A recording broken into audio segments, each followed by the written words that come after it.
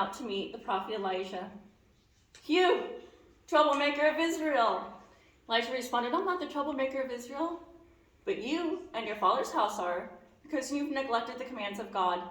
You've worshipped Baal. So here's what I'm asking of you.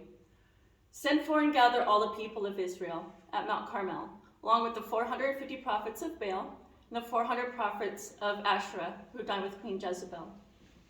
Ahab agreed.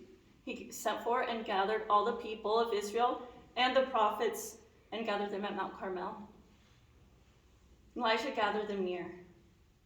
"How long will you hobble between two different opinions? If Baal is God, follow him. If Yahweh is God, follow him." And the people were totally silent. Elijah said, "Even I'm the only prophet of God left, but these men number 450. So, let 2 bulls be given. You, prophets of Baal, sacrifice your bull, lay it on the altar, but do not set fire to it. I will do the same to mine. You pray to your God, and I will pray to the Lord God, and he who answers by fire, he is God." So the prophets of Baal agreed. They sacrificed their bull, they put it on the altar, and did not set fire to it. So from morning until noon, they cried aloud, "Oh Baal, hear us!" Elijah, at noon, said, "Keep going, cry louder. Maybe he's just deeply thinking. Maybe he's on vacation or relieving himself. Maybe he's sleeping. Yell louder." So the prophets of Baal did. From noon until the time of the evening sacrifice, they yelled louder and they began to cut themselves with their swords and lances according to their tradition until blood gushed out.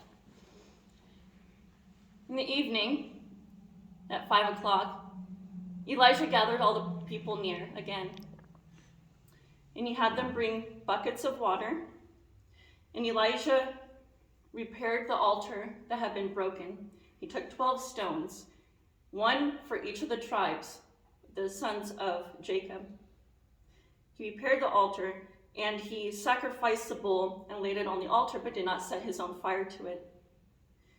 Then the buckets of water were poured onto the altar, and then a second bucket, and then a third, until it totally covered the entire altar, the meat, and the trench that he had dug around it.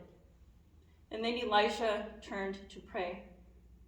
"O Lord God, truly you are God. Answer my prayer now, because I am your servant. Let these people see, O God of Abraham, Isaac, and Jacob, that truly you are God, and that you are the God who's turning their hearts back." Immediately, fire from heaven came down and consumed everything, the meat, the wood on the altar, every drop of water. Then Elisha turned to the people and had them gather the prophets of Baal out at Kidron Brook.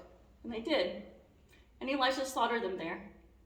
So may God honor the telling of his word.